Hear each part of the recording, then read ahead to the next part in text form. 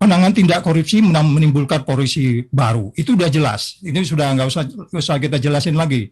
Tanjung Balai Saga itu sudah jelas. Tindak korupsi menimbulkan korupsi baru.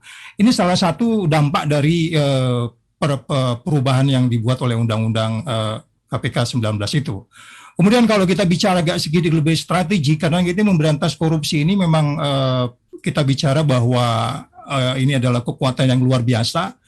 Saya berdebat waktu itu pernah kok ada yang bilang bahwa itu bukan apa namanya katanya di TV itu ketika undang-undang itu mau dibuat itu kan seorang profesor yang sangat terkenal yang sebelumnya selalu bilang bahwa ini adalah extraordinary crime, ketika itu mulai diubah ini apa namanya special crime atau apa crime apa gitu. Jadi itulah apa namanya pembenaran logika palasi yang terjadi gitu ya.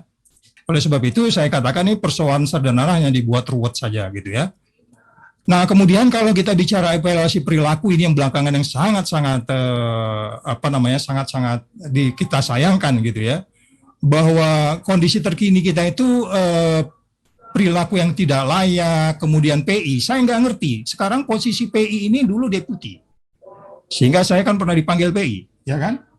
Hanya karena baju aja diprihatin. Sekarang posisinya itu selevel eselon 2, saya nggak tahu.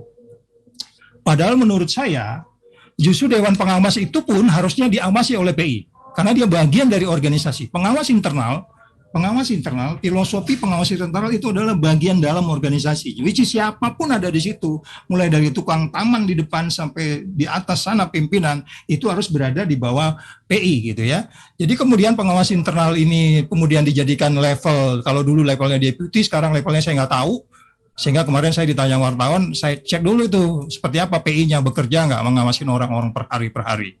Nah, jadi sekali lagi kalau kita lihat perilaku pegawai ya yang dulunya sangat-sangat adalah egalitarian, sekarang itu menjadi top down, dan ini ciri khas salah satu negara yang top down. Itu negara-negara yang top down itu cenderung indeks persepsi korupsinya sangat rendah. Di sebelah ada buku ya, itu ada literatur, dia itu di atas itu negara-negara yang top down itu RRC, Rusia, itu yang indeks persepsinya kecil-kecil itu lah, termasuk Indonesia di dalamnya. Tapi Perancis juga ada, cuman dia di bawah sedikit. Jadi sekali lagi, kalau kita bicara top down ini masih terjadi sekarang, jadi ini organisasi saya ngatur-ngatur, kamu diam aja gitu ya, jadi sulit.